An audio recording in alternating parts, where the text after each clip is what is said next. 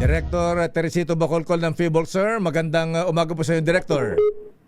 Director. Nako, nawala si Director, ha? Abay, yung mga nasa coastal town, abay, siguro ano tayo, ha? Ingat, baka magkaroon ng tsunami alert, ha? Malaman natin kay Director Bacolcol ng FIBOLs kung ano na po ang sitwasyon. Pero dun sa FM station natin na gumuho, Diyos ko, wala man na tinamaan doon. Director Bacolcol, sir, magandang umaga po, Director. Yes, sir. Magandang umaga din po sa inyo. Yes, sir. DCRS po, Deo Macalma, sir. So ano po ang latest? Intensity 7 nga po ba ang magnitude ng lindol sa Gensan? Yung magnitude natin is intensity 7. Ang tama po kayo. Yung magnitude natin is 7 and yung pinakamataas na intensity is intensity 7. So nangyari po ito at 7:37 a.m. and may lalim po ito na 10 kilometers. Ang epicenter po is 13 kilometers south, 0 west of General Santos City. And again, yung pinakamataas na intensity is intensity 7 sa may General Santos City, intensity 6 naman sa may Palimbang, and Senator Ninoy Aquino in Sultan Kudarat, intensity 5 sa may Davao City, Kidapawan City, and Carmen in Cotabato, and intensity 5 din sa may Bagumbayan, Calamansig, and President Quirino in Sultan Kudarat, pati na rin sa may Sibuco and Siocon sa Buanga del Norte. Sa ganitong sitwasyon, Director Bacolcol, sir, ang lakas, ha? Yung mga nasa coastal areas, wala po bang alert sa kanila? Wala bang tsunami alert sa lakas ng lindol, Director, sir? Nagpalabas po tayo ng tsunami warning. Forecast po natin that the first waves will arrive between 7:37 a.m. kanina to 9:37 a.m. So may mga provinces tayo, yung mga nakatira sa mga probinsya na pwedeng daanan ng tsunami.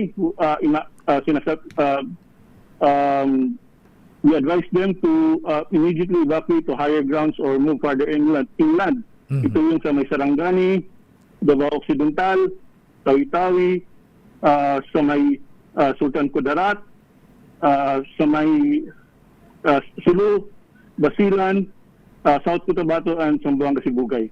Ayan na. May mga reported na ba na mga casualties gumuhong building, Director Bacolcol, sir? So far, wala pa tayong nakukuha information na may mga casualties. But again, intensity 7 that is already considered as as destructive. So sana wala, but again intensity 7 that's already considered as destructive. Well, gusto namin ipaalam sa inyo, Director, sir, na yung isang FM station namin sa Gensan, yung Love Radio FM ay tama ba? Anong story ba yung gumuhong building natin, Yuel? Ilang story ba yung FM station natin sa Gensan? So sana po ay walang casualties. Ayan, sana po nakalabas sila. So anyway, Director Bacolcol, sir, may mga aftershocks na po ba mga naramdaman? Ang sabi ng reporter namin sa Sultan Kudarat, nakaramdam po sila. Ilan po ang naitalan ng FIBOLs, Director?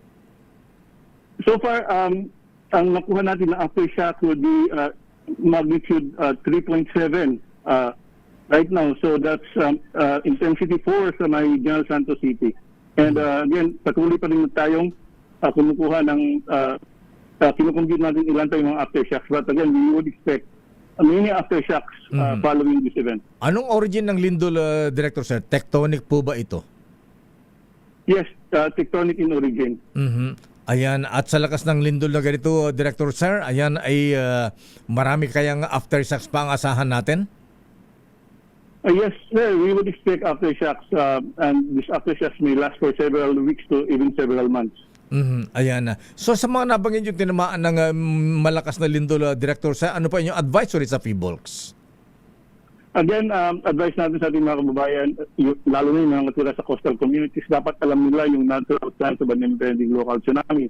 If there's a strong shaking na halos hindi na sila makatayo, if there is a roaring sound coming from the sea, and if there's kapag napansin nila na biglang bumagsak yung dagat, then they have to move to a higher place kasi baka magkaroon ng tsunami.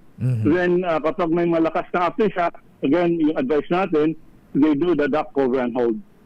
Nakot, ito po may pinapakita sa ano tong video natin, Yuel, sa Jensen ba ito? Ito ba yung building ng FM station natin, yung bumagsak na building? Ayan, paki-update nga tayo sa computer natin, i-type nyo. Ayan, kung saang building yan, kung ito na ba yung FM station natin. May mga video kami kasi, Director Sir, na may gumuhong gusali. Ayan, saang lugar ba ito? Anyway, so Director Sir, yung tsunami alert, hanggang kailan po yan?